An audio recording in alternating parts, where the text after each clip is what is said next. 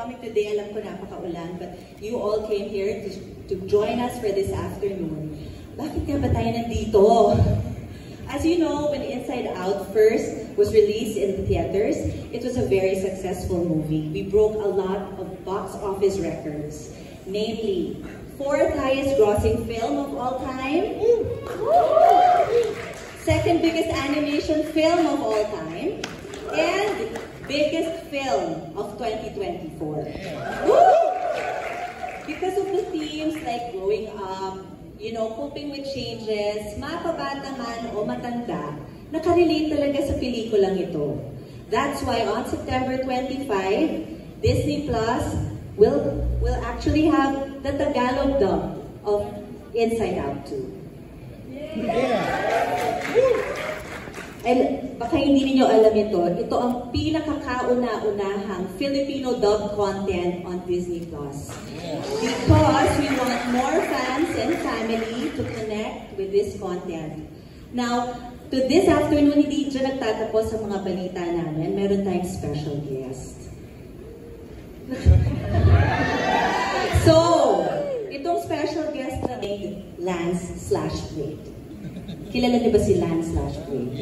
So, when you see him dub this, hopefully makilig din kayo. Alamin natin ngayon through this video who our guest is. Welcome to your eternal fate. Lance/Blade? No, isa pa with all the feel. Catch me as the voice of Lance/Blade on Inside Out 2. Also available in Filipino dub soon on Disney Plus.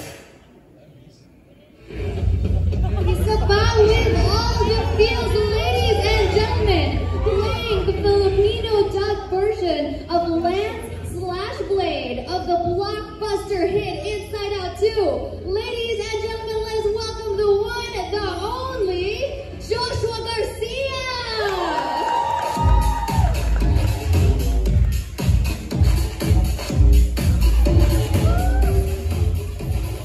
Hello everyone, magandang hapon po sa inyo lahat, and thank you sa pagpunta sa pagpili ng oras sa ating mga kaibigan sa press.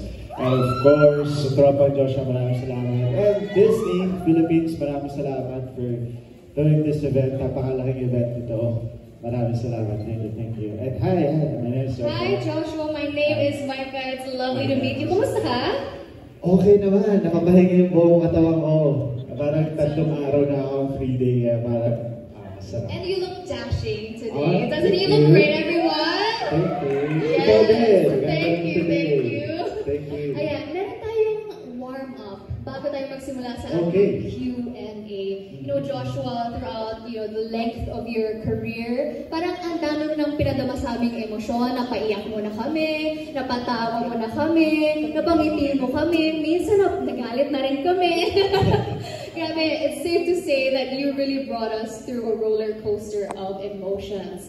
Kaya naman, for our warm-up... Tinawagan naman ang manager ko na gusto nga daw kunin ng Disney Plus Philippines na mag-dub. Kami lang siya, si Lance/Blade. Si Lance/Blade. So, sabi ko, ako sobrang fan ako ng mga animation. Lalo na Disney, Pixar, lahat. Fan ako kasi di lang sa mga Disney, like yung mga anime na Japanese, fan ako ng mga ganun eh. Sabi ko, bakit hindi ko subukan to? Kasi parang challenge sa akin since it's my first time doing it. Then, ginawa ko siya kahit na kinakabahan ako, and then while doing it, akala ko madali lang. Ang hirap pala niya. Ang hirap, parang siya may kailangan kang hawakan na parang habang nilalabas mo yung emosyon dun sa salita mo para lang mas mailabas mo siya, para lang mas maging expressive ka. Ang gandang experience niya sa akin kasi dun ko nakita na and the value ko na hindi madali maging voice actor. Napakahirap ng trabaho nila. Pero at least na-try ko siya once. And yung ginawa ko, kami lang, imagine kung ginawa ko yung buong pelikula na as Anger. Alam mo, may ito si Anger Recipir eh. Ang hirap, diba? Buti na lang kami ginawa ko. And thank you to Disney Plus sa pag-impita sa akin na magawa ko. Grabe, it's an experience talaga. Maraming salamat. Thank you. Alam mo, nakakakilig So, ang lalim ng Tagalog, para ako nagpe-play. Ganon. So, dapat malaki, dapat ganon.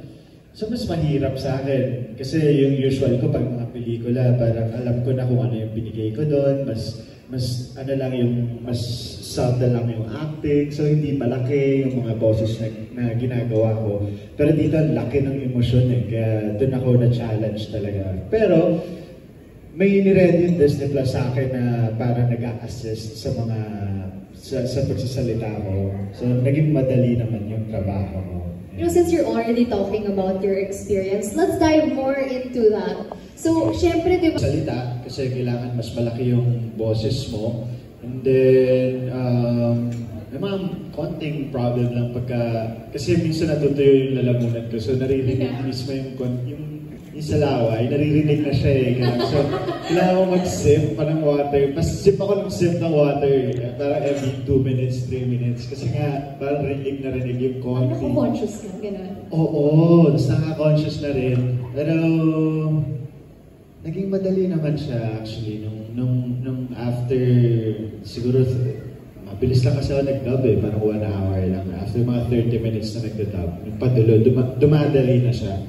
Kasi nga parang nasasanay na rin ako na malaki yung emosyon. So, syempre sa una mahirap talaga kasi nag-warm up pa lang eh. Parang makina yung sarili ko eh. Kailangan ko munang pagdaanan ng mga ilang takes and then after that, dire-diretso na rin. Ayan. That sounds very exciting, but I'm sure yung audience natin, they want to get a visual of what that experience is like. Oo naman. So with that, malalim siya, baka anger. Palaging, hindi naman siya, palagi siyang galit, diba? Hindi ka magalit, Joshua? Hindi naman, pero ang hirap doon exciting gawin yun parang ang challenging lang yun sigaw ka ng sigaw. Every dubbing na ipatawag ka, sigaw ka lang ng sigaw. Diba? Ang hirap niya gawin. So gusto ko lang yung mas challenging, kumbaga mas level up doon sa ginawa kong una. So kung may gagampanan man ako, feeling ko si Anne. So, feeling mo ito... Hindi mo na pwedeng si Joy, di ba? Oo nga eh. Ngayon sabihin ko na si Joy. Feeling mo ba out of everyone, si Andrew yung magiging challenging para sa'yo? Yes, totoo yan. Si Andrew talaga. Pinaka-challenging Yes. Yeah. Alright, thank you.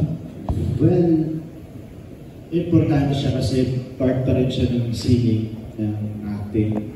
Kasi doon mo may papakita yung talent mo, di man or ma-experience mo rin yung pag-voice acting. Kasi ako personally, dun sa experience ko, ibang experience kasi talaga siya. Iba siya din sa ikaw yung mag-acting. Dun sa like voice acting lang.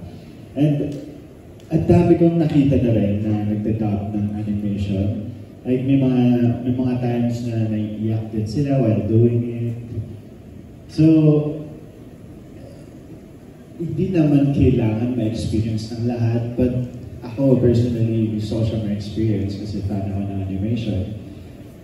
And mas lumawak yung knowledge ko sa singing ko, dun sa art ko, dun sa acting ko, dahil ginawa ko to. Kasi dahil syempre nag-top ako, diba? Yun. Thank you so much. Sana nasagot. Yes. Thank you. That's love. Na-anxious. Kasi, hindi ko alam paano gagawin No idea Ngayon nakakapanood ako, nakikita ko siya. Pero there's mga anime na Japanese ko nakikita yung mga pagdadub nila Pero parang wala pa akong idea talaga kung ano mangyayari. So, nakakatakot. Pero, nandun pa rin yung excitement. So, may joy pa din. Ayan. And then just a quick follow-up. So, you mentioned that it's really challenging, especially because it's the first time that you did this. Do you think that you'll do this again? Kung may opportunity na maganda, ang Disney na dito lang naman ako. Yes! Alam niyo kung may opportunity na maganda, kung may story na maganda, and para maka-work ulit ang Disney Philippines, gagawin ko ulit. Yeah. Wow, big round of applause to that! Sa isang game. So sa mundo nila, feeling ko isa siyang sikat din.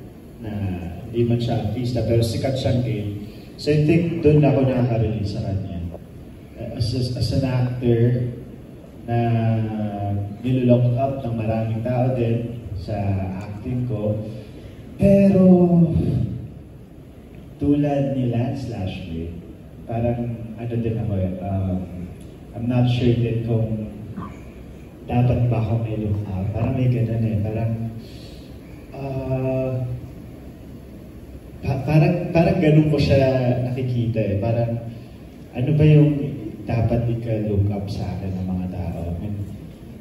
Sa acting, but parang nakakahiya pa rin for me. Parang hindi.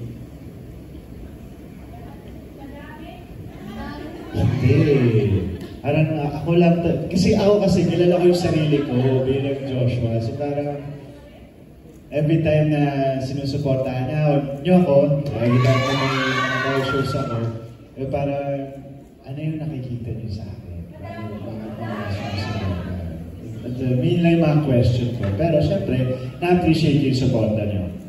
Ganun din sila si Slashbait. Base dun sa dub ko, yung nakita kong scene niya. Kasi hindi ko pa napanood yung Inside Out 2 But, nakakapanood ako ng mga clips niya. And dun sa scene niya, parang hindi rin siya sigurado ata na kung bakit siya yata yung pinili or bakit isa siya sa pinili na favorite character hindi siya ganun kalakas na character. Parang yung special power niya parang umiikot lang siya tapos sobrang walang kwenta binubundol niya lang. Pero laki ng espada niya, di ba? So ayun, feeling ko doon. Pinahirapan mo ako dyan, ha? Pinagandaan. Thank you, Josh. And congratulations. Thank you. Sana talaga magpasalamat. Thank you sa tropa. Thank you sa ating mga friends na nagpunta at nagbigay ng oras. I think meron pa tayo next sa junket. Maraming salamat talaga. And of course, thank you Disney Plus for doing this event. Maraming salamat. And God bless everyone. Thank you, man.